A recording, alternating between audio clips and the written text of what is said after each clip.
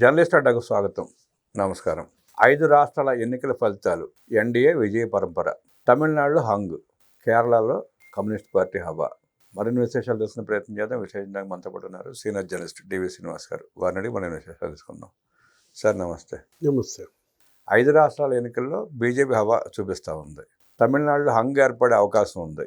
ఏ party ఎవరితో కలిసే అవకాశం ఉందంటారు? ఎట్లా చూస్తారు? అంటే 4 రాష్ట్రాలు, పుదుచ్చేరి ఎన్నికలు, అసెంబ్లీ, అది పార్టీల పరంగా చూడాలా, వ్యక్తుల పరంగా చూడాలా, అలయన్స్ల పరంగా చూడాలా, భిన్నంగా ప్రజలు ఇచ్చినటువంటి ఫలితాలు.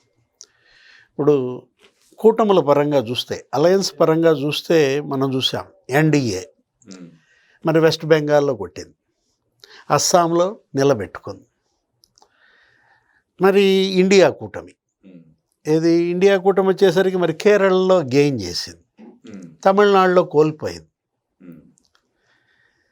అంటే ఇక్కడ మరి తీసుకున్నట్లయితే వెస్ట్ బెంగాల్ యాంటీ ఇన్కంబెన్సీ, అసలు అన్ని రాష్ట్రాల్లో కూడా అదే, దాని ఎఫెక్టే ఎక్కువ. ప్రభుత్వ వ్యతిరేక ఓటు ప్రభావం స్పష్టంగా కనపడింది. అటు మమత ఓటమి, ఇక్కడ స్టాలిన్ వెనుకంజ, ఇక్కడ విజయన్, ముగ్గురు ప్రధానమైన ముఖ్యమంత్రులు.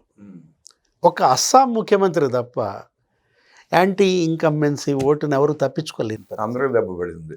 అస్సాంలో మాత్రం ఆయన నిలబెట్టుకోవటమే కాదు, అసలు దగ్గర అసలు స్వీప్ చేసి పారేశాడు. దాన్ని భిన్నంగా చూడాలి. నేను అంటోంది అదే, ఈ ఫలితాలని అటు ఎన్డీఏ దగ్గర ఒక 60% మరి గెయిన్ చేసుకున్నట్టే. అస్సాంను నిలబెట్టుకుంది, వెస్ట్ బెంగాల్ దాని ఖాతాలో వేసుకున్న పరిస్థితుల్లో ఇండియా కూటమికి వచ్చేసరికి 2 రాష్ట్రాలు కోల్పోయింది. అది టీఎంసీ కావచ్చు, ఇక్కడ డిఎంకే కావచ్చు. కానీ కేరళ మరి యాడ్ చేసుకుంది, అదనంగా పొందగలిగిన. దీంట్లో మిశ్రమ ఫలితాలు అలయన్స్ల పరంగా. పార్టీల పరంగా మాత్రం టీవీకే, విజయ్ సినిమా యాక్టర్, మరి అతని ప్రసంగాల ప్రభావం, అతని ఇండివిడ్యువాలిటీ, అతని ఇమేజ్, అటు స్టార్డమ్ కావచ్చు, ఇప్పుడు ఒక క్లీన్ ఇమేజ్గా. అంటే గతంలో డిఎంకే పాలన చూసాం, ఏఐఏడిఎంకే పాలన చూసాం. వాళ్ళ యొక్క డివిసివ్ పాలిటిక్స్, యాంటీ పీపుల్ భావజాలం ప్రజల్లోకి బలంగా తీసుకెళ్ళాడు. అటు డిఎంకేని, ఇటు ఏఐఏడిఎంకేని ధీటుగా ఎదుర్కొనేలాగా స్వతంత్రంగా పోటీ చేశాడు. ఎవరితో పొత్తు పెట్టుకోకపోవటం అతనికి ఇచ్చిన గుర్తు. విజిల్ మామూలుగా చూపించాలి ప్రభావాన్ని. విజిల్ బ్లోయర్స్, మనకు ఆర్టీఐలో ఎట్లా అయితే విజిల్ బ్లోయర్ అంటామో, ఆ విజిల్ అనే సింబల్ని ఎలా బలంగా తీసుకెళ్ళాడు. ప్రతి సభలో బాగా అతని ప్రసంగాలు ప్రజలపై ప్రభావం చూపించాయి. అతను ఇచ్చిన హామీలు, అసలు దాని ఎఫెక్ట్ ఎక్కువ. ప్రతి మహిళకి, పేద మహిళకి 8 గ్రాముల గోల్డ్ అన్నాడు, బంగారం. పేద మహిళల వివాహానికి అటు మంగళసూత్రాలు అవి వాటికి అటు పట్టు చీర పెట్టి నేను మరి తాళిబొట్టు ఇస్తానంటూ 8 గ్రాములు గోల్డ్ ఎఫెక్ట్ ఇచ్చిందా? అంటే ఇప్పుడు 2500 ఏదో ప్రతి పేద మహిళకి నెలకి ఇస్తానన్నాడు. ఇక్కడ చంద్రబాబు కనుక సూపర్ 6లో ఆడబిడ్డ నిధి అన్నట్టుగానే అన్ని చోట్ల అది వచ్చేసిన. దీంట్లో అంటే ఒకటి విద్యార్థులు, యువత 20 లక్షల వరకు అసలు వడ్డీ లేని విద్యా రుణం ఇస్తానన్నాడు విద్యార్థులందరికీ. వడ్డీ లేని విద్యా రుణం, మరి విదేశీ విద్య.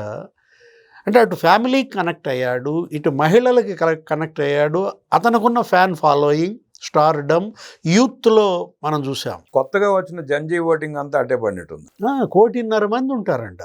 మీరు చెప్పినటువంటి ఫస్ట్ టైం ఓటర్సే మొత్తం అతనితో ర్యాలీ అయిన పరిస్థితుల్లో అసలు స్టాలిన్ ఇది ఒక పెద్ద షాక్. డిఎంకే గతంలో పొందిన పరాజయాలు అన్నిటికన్నా కూడా సంప్రదాయ రాజకీయాలపైన ఒక రకమైనటువంటి విప్లవంగా దీన్ని చూడాలి, తిరుగుబాటుగా చూడాలి. గమ్మత్తు ఏంటంటే అటు జయలలిత లేదు, ఇటు శశికళ లేదు, కానీ ఏఐఏడిఎంకే, ఆల్ ఇండియా అన్నా డిఎంకే అసలు ఇంత ఫలితాలు సాధిస్తుందని ఊహించాలి. కారణం సెకండ్ ప్లేస్ వచ్చినట్టుంది. సంస్థాగతంగా ఆ పార్టీలకు ఉన్నటువంటి బలం. డిఎంకే కూడా అనవసరమైన ప్రసంగాలు చేసి కూడా కొంచెం ఇబ్బంది పడినట్టుందండి ఎలక్షన్లో. అంటే డిఎంకే నేల విడిచి సాము చేసింది, అంటే ప్రజలను వదిలేసింది. స్టాలిన్ కేంద్రంపై పోరాటాన్నే అతను ఏదో తీసుకున్నాడు. ఇప్పుడు మోడీ ప్రభుత్వం పైన లేకపోతే ఇండియా కూటమి మీటింగులు పెట్టుకోవటం, ముఖ్యమంత్రులందరితో సభలు జరపటం, దానిపై పెట్టిన శ్రద్ధలో అతను పీపుల్ కనెక్టివిటీ అంతా తగ్గినట్టుగా. నెక్స్ట్ ఉదయనిధి ప్రభావం డిఎంకేని చావు దెబ్బ కొట్టింది. స్టాలిన్ కొడుకు ఆ సనాతనవాదాన్ని ఏంటి అతను చేసిన ప్రసంగాలు అవసరమా?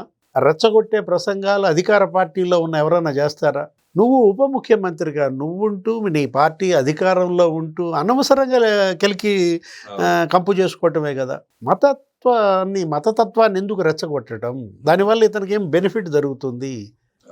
తెలివిగా విజయ్ అతను ఫస్ట్ టైం ఏది 2 నెలల్లో ఇవాళ ఇంత అద్భుత విజయం సాధించాడంటే మనం ఏమనుకున్నాం, ఇతను ఎన్టీఆర్ లాగా స్వీప్ చేయగలడా, లేదు చిరంజీవి పాత్రకే పరిమితం అవుతాడా, మరో విజయకాంత్ అవుతాడా, లేదు పవన్ కళ్యాణ్ లాగా తయారవుతాడా, ఇట్లా వీళ్ళతో పోల్చారు. వీళ్ళందరికీ భిన్నంగా అతని ఫలితాలు. అటు ఎన్టీఆర్ లాగా 9 నెలల్లో ఫుల్ స్వీప్ చేయలేకపోయాడు. 2 నెలలు పట్టింది అతనికి పార్టీని గెలిపించుకోవటానికి. కానీ అంత గొప్ప విక్టరీ కాదు. ఏది జస్ట్ మ్యాజిక్ మార్క్కి అటు ఇటుగా ఉన్నాడు. కానీ సార్ రజనీకాంత్ ధైర్యం చేయలేక ఆనాడు మొదలుపెట్టి ఏదో ఆగిపోయినాడు ఆయన. ఇతను మొదలుపెట్టి సక్సెస్ అయ్యాడు ఎంతో కొంత ఆయనతో పోల్చుకుంటే. అంటే రజనీకాంత్ అది వేరు. అసలు ఆయన ఏంటి, అతనికి అంత ధైర్యము చాలకపోయింది. నెక్స్ట్ ఆయన ఎన్డీఏపై తిరగబడలేని పరిస్థితి.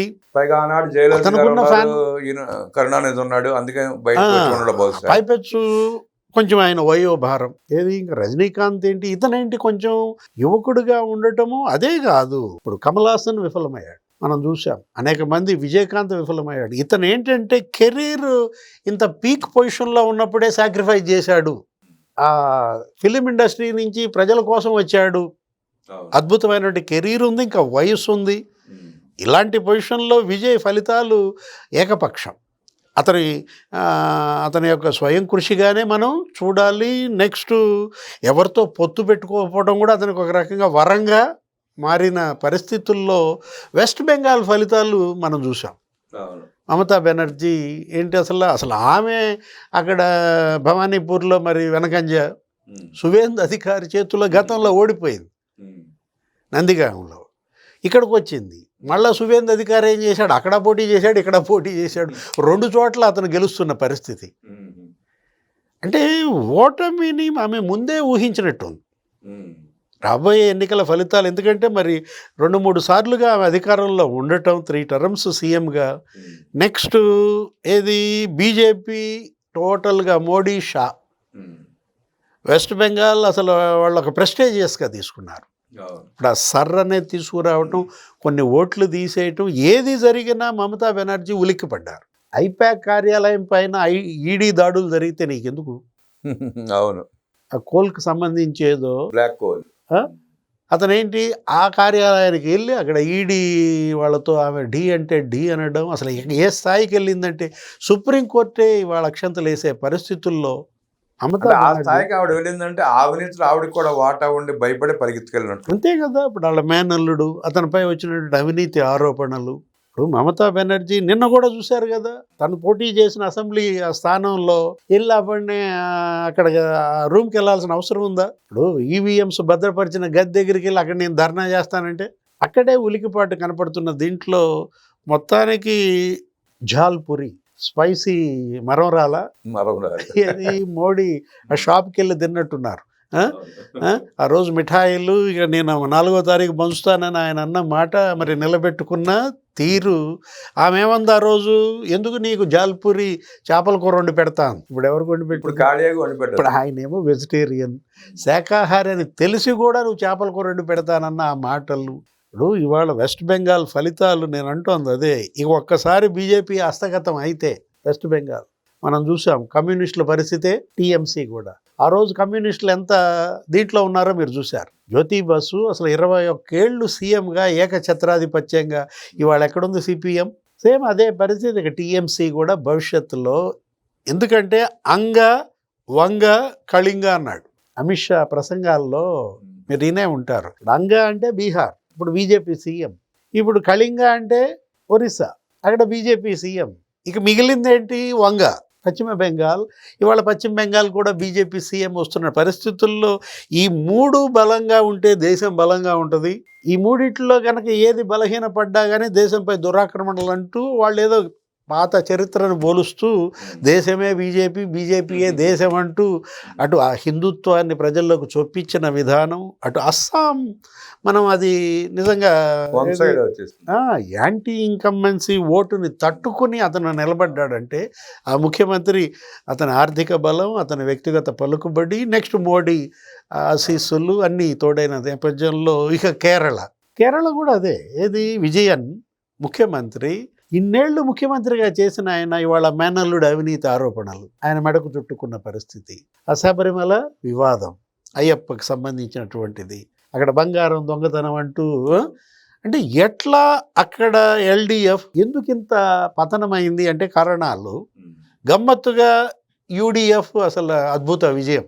ఇప్పుడు దాన్ని కొంతమంది ఏమంటారు, రేవంత్ రెడ్డి వెళ్ళి ప్రచారం చేశారు అని ఇప్పుడు అది కాస్త ఆయన ఖాతాలో వేయాలని చూస్తున్నారు. క్రెడిట్స్ ఆయనకి వెళ్ళిపో. ఆ మాటకు వస్తే చంద్రబాబు వెళ్ళి తమిళనాడులో ప్రచారం చేశాడు. ఇప్పుడు అన్నా డిఎంకి కొట్టిన సీట్లు ఎన్డీఏ మరి అవన్నీ ఆయన ఖాతాలో వేస్తామా? ఇదేంటంటే వాళ్ళు అక్కడ ఊరికే ఒక స్ఫూర్తి, అక్కడ ఉన్న తెలుగు వాళ్ళ ఓటర్ల వరకు ప్రభావితం చేయగలరే తప్ప ఏదైనా ఇవాళ మాత్రం యాంటీ ఇన్కంబెన్సీ ఓటు ఎఫెక్ట్ ఏంటి అనేది స్పష్టంగా వెస్ట్ బెంగాల్, తమిళనాడు, కేరళ, పుదుచ్చేరిలో మీకు కనపడుతున్న పరిస్థితుల్లో మీరు ఎన్ని హామీలు ఇచ్చినా, ఎన్ని అమలు చేసినా, మమతా బెనర్జీ చాలా హామీలు అమలు చేసింది. ఏదో కర్మశ్రీ అంది, యోగాశ్రీ అంది, అటు కన్యాశ్రీ అంది, ఆమె కూడా ఇచ్చింది ప్రతి మహిళకి, పేద మహిళకి నెలకి 2500. అయినా మరి ఎందుకని నిలబడలేకపోయారంటే అదే కారణం. నేల విడిచి సాము చేస్తే, ప్రజల్ని గనక వదిలేసి మీరు పాలన చేస్తే జరిగే ఫలితాలు, అంటే అభివృద్ధిని వదిలేసి సంక్షేమ కార్యక్రమాలు ఒకటి చేసుకుంటే కేంద్రంతో పోరాటమే వీళ్ళ ఓటమికి ఒక రకంగా కారణం అనుకోవచ్చా సార్? అంటే ఇప్పుడు అసలు ఒక లక్ష్యం అంటూ లేని వీళ్ళ పోరాటం. ముఖ్యమంత్రులుగా మీరు మీ రాష్ట్రాలకే పరిమితమై, మీ రాష్ట్రాభివృద్ధే లక్ష్యంగా ఇది ఉన్న గ్రిప్ని, ఆ పట్టుని సడలనీయకుండా గనక ఉంచుకుంటే ఈ పరిస్థితి స్టాలిన్కి వచ్చేది కాదు, మమతకి వచ్చేది కాదు. సేమ్ కేసీఆరే మీకు గుర్తుండే ఉంటుంది. 10 ఏళ్ళు ముఖ్యమంత్రిగా చేసిన కేసీఆర్ ఏం చేశారు? ఉటికెక్కలేనమ్మా స్వర్గానికి ఎక్కాలని చూసి ఎలా భంగపడిన పరిస్థితుల్లో ఏది జాతీయ పార్టీ అన్నాడు, టీఆర్ఎస్ పేరు మార్చి బీఆర్ఎస్ అన్నాడు. అవినీతి కుంభకోణాల్లో ఆ కుటుంబం పూర్తిగా కూరుకుపోయినటువంటి పరిస్థితుల్లో కూతురే జైలుకి వెళ్ళిన నేపథ్యంలో ఆ రోజు ఎవరైనా ఊహించగలిగారా? కేసీఆర్ ఓడిపోతాడు, తెలంగాణ తెచ్చాడు, తెలంగాణ పిత, ఇట్లా బిల్డప్లు ఇచ్చిన పార్టీ సేమ్ అదే. ఏది ఆ రోజు అతను కూడా అసలు ఏకంగా ప్రధాని కావాలని మహారాష్ట్రలో పార్టీ, కర్ణాటకలో పార్టీ, పంజాబ్ వెళ్ళి రైతులకి మీరు ఇవ్వాల్సిన అవసరం ఉందా? ఆంధ్రాలో పార్టీ. ఇప్పుడు సేమ్ ఇదే ఎపిసోడ్. ఏది మమతా బెనర్జీ ఒక స్టాండ్ అంటూ లేకుండా, ఇప్పుడు రాహుల్ గాంధీ అక్కడ ఏంటి ఈస్ట్ టు వెస్ట్ పాదయాత్ర పెట్టుకున్నాడు, జోడో యాత్ర పెట్టుకుంటే నువ్వేం చేయాలి? నువ్వు నిజంగా ఇండియా కూటమిలో ఉంటే ఇప్పుడు నీ రాష్ట్రంలోకి వచ్చేసరికి ఏం చేసావు? నన్ను అడగకుండా నా రాష్ట్రంలోకి వస్తావా అని కనీసం అందులో పాల్గొనలా. అంటే అటు బీజేపీతో రహస్య స్నేహం కొన్నాళ్ళు, ఇక్కడ రాహుల్తో విభేదాలు, టీఎంసీ ఏకంగా తనే ప్రధాని కావాలన్న దురాలోచన, మమతా బెనర్జీ ఇవాళ ఈ పరిస్థితి. స్టాలిన్ అయినా అదే. మీరు ఇందాక అన్నారు చూసారా, స్టాలిన్ ఏంటి, ఎందుకు అవసరమా? కేంద్రంపై పోరాటం జయలలిత చేసిందా? కరుణానిధి చేశాడా? ఎవరు కేంద్రంలో ఉన్నా కరుణానిధి, జయలలిత రాజకీయం ఎలా సాగింది? వాళ్ళతో మంచి సఖ్యత మెయింటైన్ చేసుకుంటే ఇక్కడ అభివృద్ధి చేసుకునేవాళ్ళు. గమ్మత్తు ఏంటంటే వాళ్ళు ఏంటి, కాంగ్రెస్తో పొత్తు పెట్టుకునేవాళ్ళు. కేంద్రంలో కాంగ్రెస్ ఓడిపోయింది అనుకో, ఎవరు గెలిస్తే అందులో గెలిపోయేవాళ్ళు. వాళ్ళు కావాల్సిన అభివృద్ధి, రాష్ట్ర అభివృద్ధి అంతవరకు చూసుకున్నారు. ఇప్పుడు మళ్ళా కాంగ్రెస్తో పొత్తు పెట్టుకునేవాళ్ళు. కాంగ్రెస్ అక్కడ పిఎం ఉంటే అందులో క్యాబినెట్లో చేరేవాళ్ళు. అలా ఏడీఎంకే రాజకీయం నడిస్తే స్టాలిన్ ఏం చేశారు? ఏదో మోడీపై వ్యక్తిగత పోరాటం అన్నట్టుగా ప్రజలకు దూరమైన పరిస్థితుల్లో ఇదొక గుణపాఠం. భవిష్యత్ ఎన్నికలకి ఏ రాష్ట్ర ప్రభుత్వాలైనా, ఏ ప్రాంతీయ పార్టీలైనా, రాబోయే పార్లమెంట్ ఎన్నికలకైనా ఇదొక గుణపాఠం అంటుంది. ఏంటంటే మీరు ఎంత మెప్పించినా, ఎన్ని హామీలు నెరవేర్చినా యాంటీ ఇన్కంబెన్సీ, ఆ ప్రభుత్వ వ్యతిరేక ఓటును గనక మీరు నల్లిఫై చేయగలిగారనుకో, జీరో చేయగలిగారనుకో, నెక్స్ట్ మళ్ళీ పవర్ మీదే, అస్సాంలో ముఖ్యమంత్రి లాగా. ఇప్పుడు టీఎంకే విజయ్ డిఎంకే వైపు చూసే అవకాశం ఉందరా, ఏఐడిఎంకే వైపు చూసే అవకాశం ఉందండి? ఆ రెండు కలిస్తే పోలా, అసలు విజయ్నే ముఖ్యమంత్రి చేయకుండా కలవా? ఆ రెండు కలిస్తే ప్రజలు ఒప్పుకోరు కాక భిన్న ధృవాల డిఎంకే ఏఐడిఎంకే ఉత్తర దక్షిణ ధృవాలు. ఇవాళ ఇప్పుడు ఒకటి విజయ్ అసలు నేను ఎవరితో పొత్తు పెట్టుకోనని ఇచ్చాడు. ఇప్పుడు టీవీకే జస్ట్ ఇప్పుడే ఒక స్టేట్మెంట్ ఏమొచ్చిందంటే, అంటే బహుశా పిఎంకే 6 సీట్లు గెలిచింది, కాంగ్రెస్ ఒక 5 మరి 5 సీట్లు ఉన్నట్టున్నాయి, మళ్ళీ జారిపోతున్నట్టున్నాయి. నెక్స్ట్ సిపిఐ ఒక 2 సీట్లు ఉన్నట్టున్నాయి. సిపిఐ లేకపోతే కాంగ్రెస్ పిఎంకేతో తను ఫామ్ చేస్తానన్నట్టుగా. యాక్చువల్గా ఏంటంటే ఏఐఏడిఎంకేతో ఇది లోపగారి ఒప్పందం ఉందంటున్నారు. విజయ్ ఏఐఏడిఎంకేతో గతంలో భేటీ అయ్యాడు, చర్చలు జరిపాడు. పైపెచ్చు అసలు త్రిష అయితే అసలు అమిత్ షాతో టచ్లోనే ఉందంటున్నారు. త్రిష వెళ్ళి అమిత్ షాని కలిశారు. అంటే ఒక రకంగా తమిళనాడు కూడా ఎన్డీఏ గెలిచినట్టే. ఇప్పుడు ఇవాళ అసలు త్రిష పుట్టినరోజు అంట, గమ్మత్తు చెప్పిన అంటే విజయ్ అతని పైన వివాదాలు, తొక్కిసలాట ఘటన, అనేక మంది భార్య వివాదాస్పద వ్యాఖ్యలు ఆమె అసలు డైవర్స్ కూడా నోటీసులు పంపటం, ఇప్పుడు త్రిష ఇష్యూ కానీ అనేక రకాలు, వీటిని తట్టుకుని విజయ్ నిలబడి ఈ మాత్రం ఇంత గొప్ప విజయం సాధించాడంటే, అంటే వాటితో పోల్చకూడదు. వాళ్ళందరికీ భిన్నంగా, అటు చిరంజీవికి కానీ, ఇటు విజయకాంత్కి కానీ, పవన్ కళ్యాణ్కి కానీ, లేకపోతే ఎన్టీఆర్కి కానీ, జయలలితకి కానీ, ఎంజీఆర్కి కానీ, ఇంతకుముందు సినిమా నటుల పార్టీలన్నీ ఒక ఎత్తు, విజయ్ పార్టీ ఒక ఎత్తుగా. మరి విజయ్ ఇస్తాడా 8 గ్రాముల గోల్డ్? 8 గ్రాముల గోల్డే గెలిపించిందా? అంటే వాగ్దానం చేయడం చాలా తేలిక, ఇంప్లిమెంట్ చేయడం కష్టంగా. తులం బంగారం అంటే వాడంతా 1.2 లక్షల దగ్గర ఉంది. తులం బంగారం మరి 110 సీట్లు తెచ్చిపెట్టిందంటవా? అంటే ఒకటి, ఇక్కడ హామీలు నెరవేర్చడం ఒక ఎత్తు, కేంద్రంతో సఖ్యత మరొక ఎత్తు, నిధులు రాబట్టడం, ఇచ్చిన హామీలు నెరవేర్చడం, తమిళనాడుకున్నటువంటి ఇమేజ్ని నిలబెట్టుకోవటం, ఆ సాంప్రదాయక పార్టీలు. అంటే ఇప్పుడు దాకా రాజకీయ అనుభవం లేదు ఆయనకి. ఇప్పుడు ఒకవేళ అధికారం చేపట్టిన కత్తిమీద సాము లాంటిదే. అంటే ఒకటి, అతని ప్రసంగాలు కనుక మనం వింటే అతను బాగా అబ్జర్వ్ చేసినట్టుగానే తమిళనాడు రాజకీయాన్ని వడపోసినట్టుగానే సాగాయి. ఇప్పటి వరకు అతను తీసుకున్న స్టాండ్స్ ఏది, ఎవరితో పొత్తు పెట్టుకోకుండా ఇండివిజువల్గా ఉండటం కానీ, ఆ క్లీన్ ఇమేజ్ని అలా కాపాడుకోవటం కానీ, భవిష్యత్తులో మాత్రం అతను తన పార్టీని నిలబెట్టుకోవటమే కాదు, ఇంకా అసలు డిఎంకే ఏఐడిఎంకే మరి ఈ ద్రవిడ రాజకీయాలకు భిన్నంగా ఇక విజయ్ రాజకీయం సాగబోతుందా చూడాలి. 5 రాష్ట్రాల్లో బీజేపీ కొనసాగించిన హవా గురించి, ప్రజల విశ్వాసం కోల్పోయిన అధికార పార్టీల గురించి మనకి వివరించిన, ప్రజలకు తెలియజేసిన డివి శ్రీనివాస్ గారికి ధన్యవాదాలు తెలియజేస్తూ నమస్కారం.